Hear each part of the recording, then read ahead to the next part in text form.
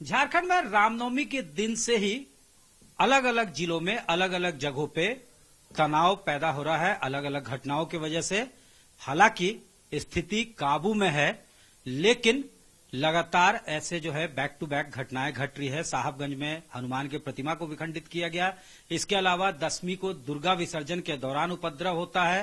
धनबाद से भी ऐसी खबर आती है, जमशेदपुर से भी खबर आती है और खुद मंत्री भी ट्वीट करते हैं, स्वास्थ्य मंत्री जो जमशेदपुर से आते हैं, कि भावनाओं को ठेस पहुंचा रही है सरकार के जो अधिकारी हैं वो। इस वक्त इन तमाम मुद्दों पर बातचीत करने के लिए हमारे साथ खुद मौजूद हैं बीजेपी के प्रदेश अध्यक्ष राज्यसभा सांसद दीपक प्रकाश जी। इनसे सीधे बातचीत करते हैं। सर, किस तरह से तमाम घटनाओं को देखते हैं? हालांकि अच्छी बात यह है कि स्थिति नियंत्रण में। देखिए, जब से हेमंत सोरेन की सरकार बनी है, कांग्रेस और आरजेडी की गठबंधन की सरकार बनी है, तब से तुष्टीकरण की राजनीति की पराकाष्ठा है। लगातार कई इस प्रकार की घटनाओं का अंजाम जिन लोगों ने दिया है, जिन लोगों ने तनाव पैदा किया है, जिन लोगों ने पत्थर फेंकने का काम किया है, उस पर सरकार का संरक्षण है, सरकारी दल का संरक्षण है और उन पर कोई कार्रवाई नहीं की जा रही है, जिसके कारण उनका मनोबल बढ़ते चले जा रहा है। तुष्टीकरण की राजनीति और वोट का कारण इस प्रदेश में सांप्रदायिक सद्भावना को बिगाड़ने का काम राज्य की सरकार कर रही है। स्वास्थ्य मंत्री ने भी ट्वीट करके कहा कि जमशेदपुर में कहीं न कहीं अधिकारियों के एक्शन के वजह से भावनाओं को ठेस पहुंची है और वो मुख्यमंत्री से एक्शन के लिए मांग करे। बड़ा दुर्भाग्य है जिस प्रकार की घटनाएं घटती है और प्रशासन अपराधियों को नहीं पकड़ने का काम कर रही है। और इसका मूल कारण है कि राज्य की सरकार में जो सरकारी दल है, झारखंड मुक्ति मोर्चा और कांग्रेस और आरजेडी के इशारे पर प्रशासन आज मौन धारण की हुई है। अगर रांची में घटना घटी थी हनुमान मंदिर के हमले का, आज तक अपराधियों को क्यों नहीं पकड़ा गया? क्योंकि सरकार का समर्थन और संरक्षण उपद्रवियों के साथ था, इसलिए उनका मनोबल बढ़ते चले जाता है और घटनाएं होती जा रही है। दीपक प्रकाश जी, साफ तौर से इनका मानना है बेशक जो है स्थिति नियंत्रण में है, लेकिन आखिर तनाव ही क्यों पैदा हो रहा है?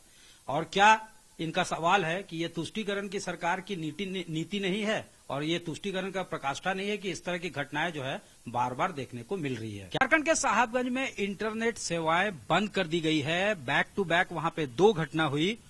विजयदशमी के दिन जब दुर्गा इमर्शन प्रोसेसन चल रहा था, उस वक्त उस प्रोसेसन पे पथराव हुआ। उसके बाद आज सुबह हनुमान की मूर्ति को विखंडित करने की खबर आई, उसके बाद से वहां तनाव है। इसके पहले भी लगातार जो है जमशेदपुर से, कभी धनबाद से इस तरह की खबरें आ रही है। बेशक स्थिति नियंत्रण में है, लेकिन तनाव आखिर हो क्यों रहा है? इस मुद्दे पे हमारे साथ बातचीत करने के लिए जेएमएम के प्रवक्ता है मनोज पांडे, इनसे बात करते हैं। मनोज जी, ये बताइए कि लगातार जो है इस तरह की घटनाएं हो रही, तो माहौल ऐसा क्यों होता चला जा रहा है?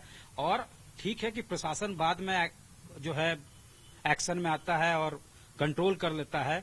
इंटरनेट सेवाओं को ठप किया गया अभी साहबगंज में, तो आखिर स्थिति ये आती ही क्यों है? इंटेलिजेंस इनपुट क्यों नहीं होता है? आप जानते हैं कि ऐसा ओकेजन है, तो कोई सेंसिटिव पॉकेट है जहां वहां से ऐसा इस तरह का हो सकता है, तो वहां इंतजाम क्यों नहीं होते? क्योंकि पथराव अगर होगा तो रोड से तो पत्थर कोई उठाता नहीं है, पहले से जमा करके रखता है। देखिए, पहले तो जो इस तरह की घटनाएं हो रही हैं बहुत दुर्भाग्यपूर्ण है। साथ ही मैं राज्य सरकार को और प्रशासन को बहुत धन्यवाद देना चाहता हूं। कितने बड़े आयोजन, रामनवमी का पर्व बहुत हर्षोल्लास के साथ झारखंड में मनाया जाता है। कई एक बार बुरे खबर आती है दंगा होने के, लेकिन इस सरकार में अभी का आप वाकया देख लें। प्रयास बहुत जगह असामाजिक तत्वों ने किया, लेकिन कहीं भी सफल नहीं होने पाए और कोई बड़ी घटना नहीं हुई।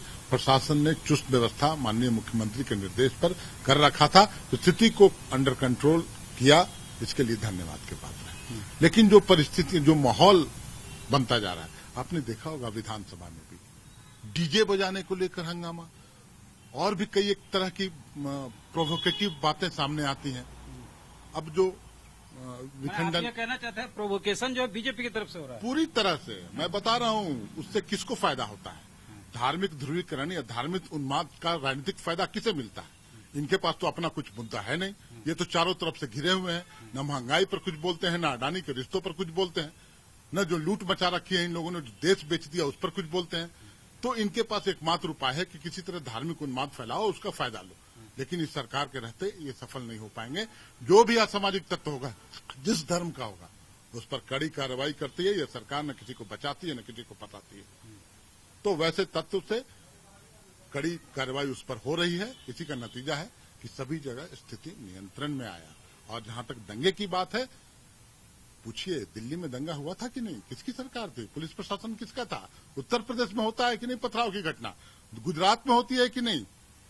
उस मुताबिक अगर तुलना करेंगे तो झारखंड में हेमंत सोरेन की सरकार है। यहां किसी को इजाजत नहीं है लॉ एंड ऑर्डर अपने हाथ में लेने का। धन्यवाद। ये मनोज पांडे साफ तौर से इनका कहना है कि किसी को इजाजत नहीं है लॉ एंड ऑर्डर को हाथ में अगर वो लेता है तो उस पर कार्रवाई होती है। और ये सख्ती है और सरकार जिस तरह से जो है लगातार कड़े कदम उठा रही है, इसी की वजह से बेशक स्थिति नियंत्रण में आ रही है। और जो इस ऐसे घटनाओं को उकसाने की कोशिश कर रहे हैं, अंजाम दे रहे हैं, उसको भी बख्शा नहीं जाएगा। ये लाउड एंड क्लियर संदेश जेएमएम की तरफ से दिया जा रहा है। कैमरामैन राकेश तिवारी के साथ सत्यजीत कुमार, रांची, आज तक।